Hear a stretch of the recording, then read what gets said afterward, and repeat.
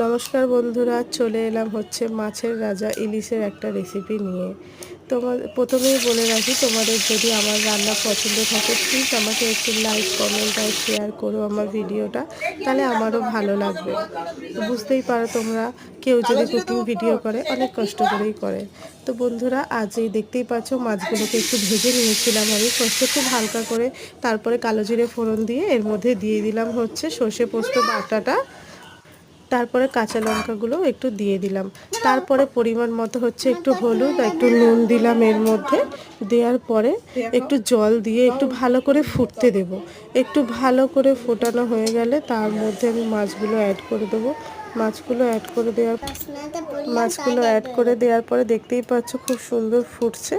তারপরে মাছগুলো দেওয়ার পরেও একটু ফুটতে দেবো যাতে মাছের মধ্যে সর্ষে পোস্তগুলো ঢোকে। এই দেখো দেখো তোমরা।